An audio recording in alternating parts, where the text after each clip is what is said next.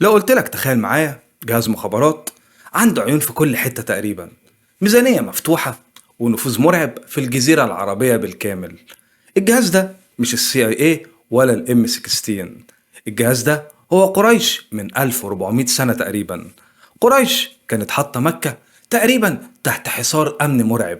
مفيش نملة تقدر تعدي من غير ما يكونوا عارفين، والمطلوب رقم واحد على القائمة بتاعتهم هو النبي محمد صلى الله عليه وسلم. كل السيوف جاهزة وكل العيون صاحية والمكافآت الخيالية على الترابيزة. بس السؤال المهم هنا هو ازاي في عز الاستنفار الأمني ده قدر النبي صلى الله عليه وسلم انه يختفي تماما من مكة؟ ازاي قدر انه يضرب جهاز امن قريش في صميمه في واحدة تعتبر من اذكى عمليات التمويه المسجلة في التاريخ كله؟ احنا في الحلقة دي مش هنحكي عن قصة الهجرة بالطريقة المعتادة، احنا هنحاول نحلل جزء منها بعقلية استخباراتية وامنية بحتة. فهات كوباية الشاي بتاعتك يا صديقي وركز معايا في كل كلمة، لان تقريبا اللي هتسمعه النهاردة عمرك ما سمعته من حد تاني. يلا بينا نعرف القصة من البداية. طبعا في الوقت ده قريش ما كانتش مجرد قبيلة. الغالبية وللأسف بيتخيلوا إن قريش مجموعة ناس عايشين في خيام، وده طبعا تصور غلط تماما. قريش كانت مركز تجاري عالمي، أو تقدر تقول إنها بورصة الجزيرة العربية في الوقت ده. ولأنهم تجار من الطراز الأول فكان عندهم شبكة جواسيس وعيون ممتدة في كل طريق وكل واحة وكل قبيلة. المعلومة عندهم بفلوس، وحماية القوافل محتاجة طبعا لشبكة رصد ضخمة جدا. يعني تقدر تقول إن مكة في الوقت ده كانت تعتبر سكنة عسكرية ومخابراتية في نفس الوقت. تخيل بقى إن في قلب السكنة دي قريش بتاخد قرار صعب جدا، وهو تصفية النبي صلى الله عليه وسلم.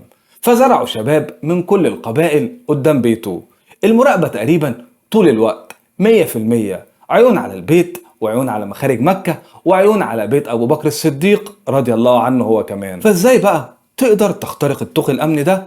الجواب في الخطوة الجاية من الخطة. بس قبل ما ندخل في الخطوة اللي جاية كنت حابب أسأل سؤال بسيط لكنه عميق جدا. هو ليه النبي صلى الله عليه وسلم راح لبيت أبو بكر الصديق رضي الله عنه في وقت الظهيرة تحديدا؟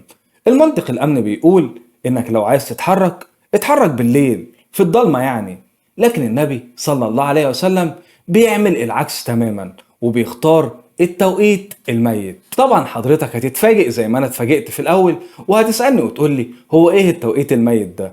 هرد عليك واقولك هو وقت الظهيرة، وقت القيلولة.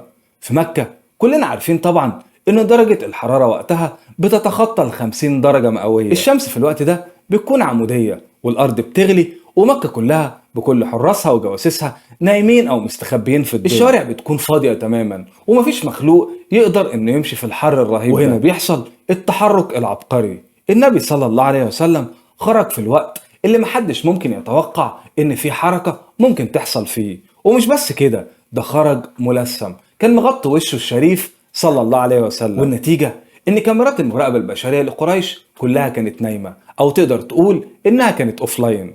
النبي صلى الله عليه وسلم ضرب توقعاتهم كلها في مقتل، واستخدم الطبيعة القاسية لمكة كغطاء أمن طبيعي، وفعلا بيوصل لبيت أبو بكر من غير ما أي عين من قريش تقدر تلمحه. النبي صلى الله عليه وسلم وصل فعلا لبيت أبو بكر الصديق، لكن مكة بره كانت بتغلي، بس جوه البيت كان في شيء تاني بيحصل، كان في حاجة تاني بتترتب.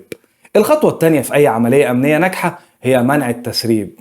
وفي بيت أبو بكر الصديق رضي الله عنه اتطبق ما يسمى دلوقتي بالصمت اللاسلكي.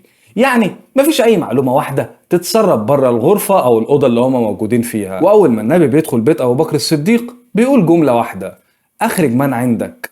أبو بكر بيرد عليه وبيقول له: إنما هم أهلك يا رسول الله. واللي موجود كان فعلا أهل النبي، بنته أسماء وعائشة رضي الله عنهم، مفيش حد غريب يعني. وهنا بدأت عملية تأمين المعلومات على محورين، وأول شيء كان في اهتمامهم وهو تضييق دائرة المعرفة، بمعنى إن محدش يعرف بالخطة وتفاصيلها وتوقيتها غير اللي هيكون ليه دور مباشر في التنفيذ، يعني زي أبو بكر الصديق وعلي بن أبي طالب وأسماء وعبد الله وعامر ابن فهيرة رضي الله عنهم جميعا. أما تاني حاجة وهي السيطرة على الانفعالات، لأن مكة بره كانت مقلوبة والبحث شغال طول الوقت، بس جوه بيت أبو بكر الصديق رضي الله عنه كان هدوء تام، تخطيط دقيق، وتوزيع أدوار في صمت. قريش طبعا بره كانت بتلف حوالين نفسها، كانت بتتعامل مع أشباح مش عارفين هم فين ولا حتى امتى بيتحركوا. وفعلا ولا كلمة واحدة اتسربت من عبد أو جارية أو حتى جار. بس اللي لازم نتعلمه من قصة الهجرة أو من الجزء الصغير في قصة هجرة النبي صلى الله عليه وسلم، وهو إن الهجرة ما كانتش مجرد رحلة في الصحراء. الهجرة كانت أعظم صفعة استخباراتية أخدتها قريش في تاريخها كله.